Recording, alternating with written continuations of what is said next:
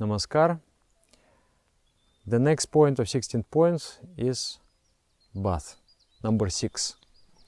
The one before was half bath, now it is a complete bath. For yogi, cleanliness is very, very important. Cleanliness comes next to godliness. Our body is the living structure and it constantly consumes materials, the water, the air, the light, the food, and breaks them down, uses that energy, and also produces the toxins. And the toxins, they constantly secreted by the body. And those toxins have to be eliminated from the body. For that, we do many things. So one of those things is taking bath regularly. Your skin have to be very clean, and you should have no smell from the body.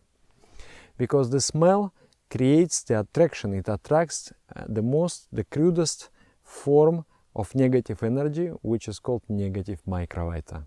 And once that energy comes in touch with the body, it pushes the body and mind towards degeneration. So always after bathing we feel ourselves much more fresh and we feel much more inclined towards spirituality. So for the northern countries with the cold climate, it is advised to do at least once a day, minimum once a day, and according to necessity, if the body creates lots of secretions, breaks down many toxins, secretes many toxins, and there is a smell, then maybe 2 times, or according to the necessity. And in tropical countries, at least 2 times one have to take bath. So the bath is taken according to a certain system. It is done in a sitting position, squatting position, or you sit in a small chair, and then you need to pour the water, and the water has to be cold or lukewarm. So you pour that water first on the navel, prepare the body for the cooling. Pour the water on the navel, and then from other part also put on the navel the projection. Then you pour that water on the top of the head, on the crown of the head, and from the crown of the head water will flow along the spinal cord. The spinal cord contains the brain, the first brain. This brain is the next evolutionary achievement, but the real one, the first one, is the one which is in your spinal cord. And that brain is there, and the nerves are shooting out, the springing out of that brain, and they are going to different organs and different vital parts of the body. And by pouring the cold water from the crown along the spine, it is just like a chakra bath.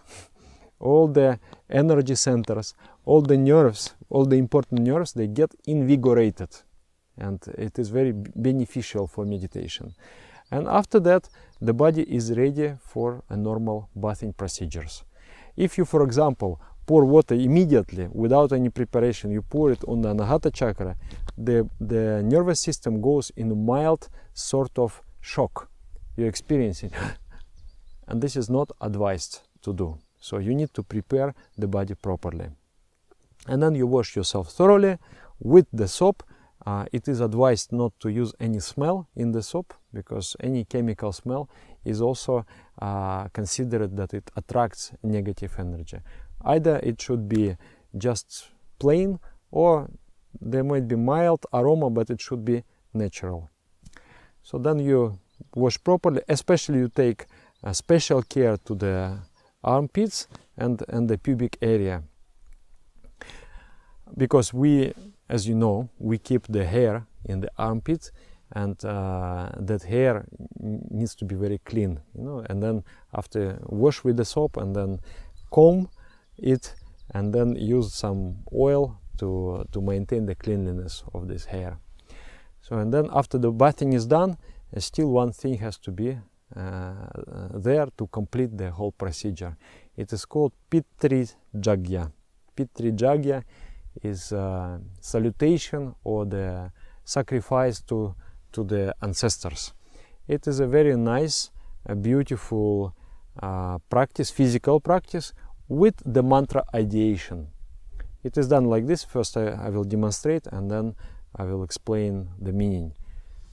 Pitri Purushibhyo Namaha, Rishidivibhyo Namaha, Brahmarpanam, Brahmavir, Brahmagna, Brahmanahutam, Brahmaevatena Gantavyam, Brahmakarma Samadhina. So this mantra is repeated and this gesture is done. And we do it with standing position, and then I turn myself. If I'm now at the river, this is best of best. People describe it. It is one of the really highlights of my life when I'm in the nature and I have taken deep in the river, and now I turn to the sun, and facing the sun I'm doing this practice. And in that practice, what it is said? It is said, Pitri Purushibhyo Namaha, I salute the ancestors. What is this salutation of us? Actually, maybe I should record another video just describing this. I salute the ancestors. I pay my respects to the previous generations of humanity. Not only humanity, but the monkeys and whoever came before. That I salute that entire chain of evolutionary development. I pay respect to that. And I am the continuation of that evolution. And then Rishi Divibhyo Namaha. I salute the rishis, the sages, those people who with their bright wisdom and intellect, they have widened the path of humanity. And then Brahmarpanam, the action, the sacrifice, this action itself is Brahma, the Supreme Consciousness. Brahmahavir, the thing which is offered in that action is consciousness, is absolute. Brahmarpanam, Brahmavir, Brahmagna, the one who receives the offering is also consciousness. I am doing everything I do for consciousness. Brahmagna, Brahmanahutam. This sacrifice, this action is done also by consciousness. Consciousness is within me as a spark, as a divine spark that inspires me to do everything I do. Brahmanahutam, Brahma eva tema gantavyam. Brahma eva tena gantavyam. The goal of this action is to come closer to consciousness, Brahmakarma Samadhina. By doing this action properly, I am merging myself with consciousness. So it is a beautiful ideation, which becomes very important after receiving the second lesson of personal meditation, personal instructions. But you can also do it now. I will put some materials, some links, so that you can see the mantra, you can see the pictures how to do it, and you can learn it. And this movement of the hands, the hands are connected with Anahata Chakra. When we have feelings, we gesticulate, we make gestures. Similarly, when we make gestures, we have feelings. So you do this particular set of gestures, and it programs, it tunes in a special way your Anahata Chakra. And also the light of the sun, or if not sun, at least the light of the bulb, it creates effect, it creates impact on the Anahata Chakra.